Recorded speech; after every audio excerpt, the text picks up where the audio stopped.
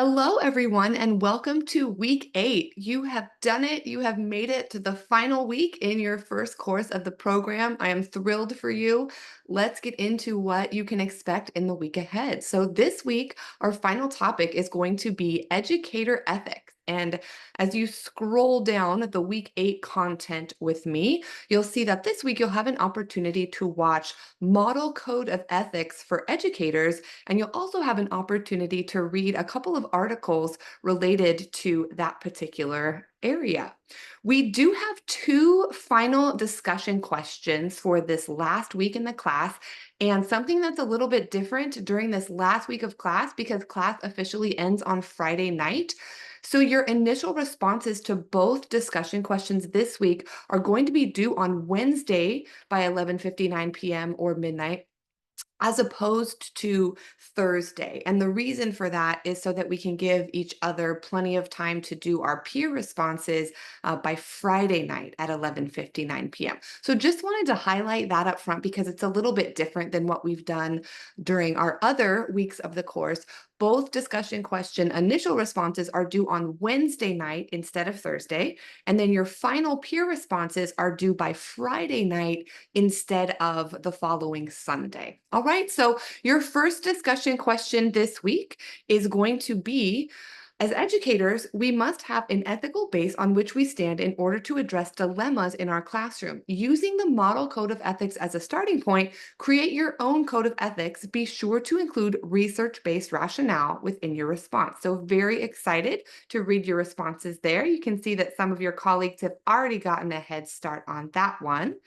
We'll also have another discussion question. Let's take a peek at that one together. And that second discussion question is going to be, as a curriculum and instruction leader, you may face barriers when introducing and implementing new programs and practices. Describe two barriers that could act as potential obstacles when implementing a character education program and explain how these barriers could be overcome. So, also very excited to see your responses to that as well.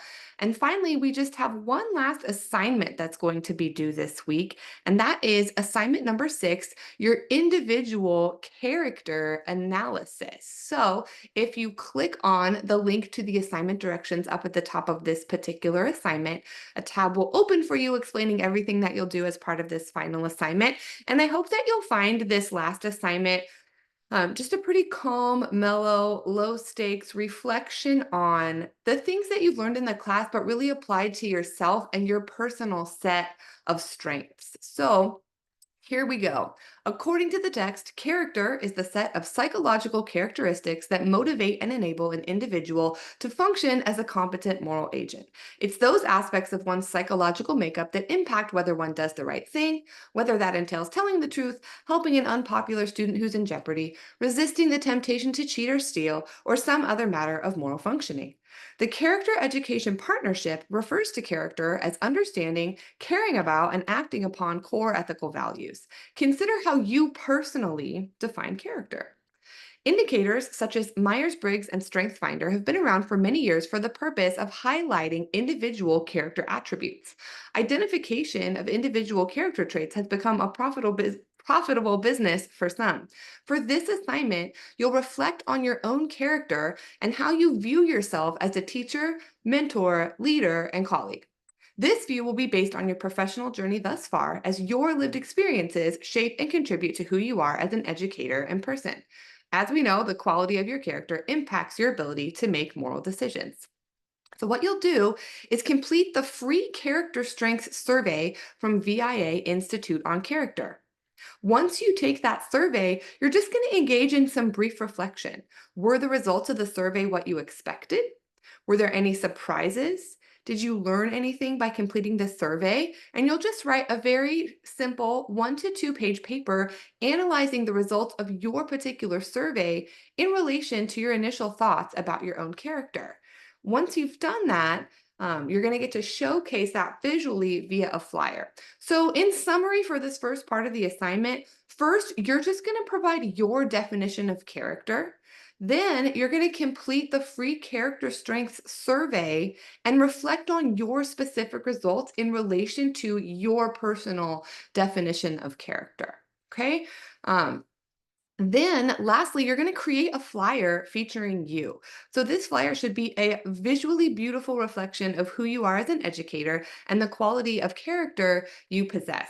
You can use S'more, which is linked there, or any software program of your choice. I know some people really like Canva to just create a flyer. And your flyer should be detailed enough to present a clear picture of your character traits. Upon viewing the flyer, an audience should have a clear understanding of you as an educator. And you can include that flyer in the actual body of the paper if you would like to do so. Okay, so your deliverables for this particular assignment are the 1 to 2 page reflection paper according to APA format, as well as the flyer that you can just include in the one assignment submission that you put forth.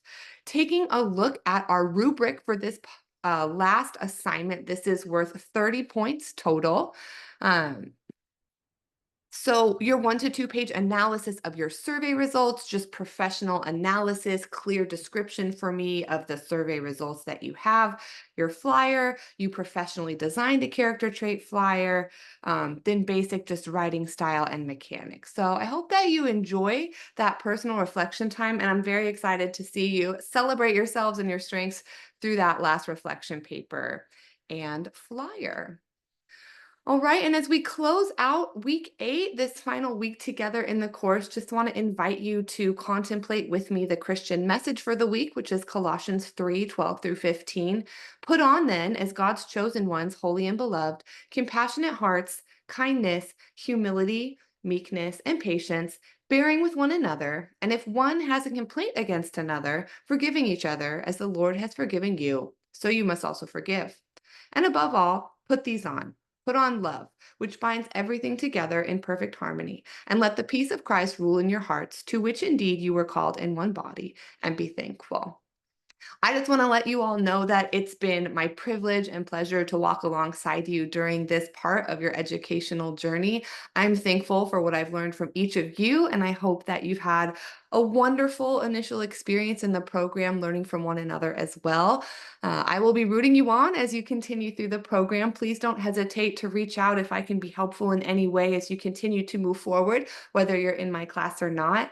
But I want to thank you for everything that you've poured into the class. Again, it's really been a joy to get to know each of you through your various responses and assignments. I'm so thankful to do my vocation alongside of you as we all seek to improve learning and the overall lives of our students through this amazing role that God has called us to.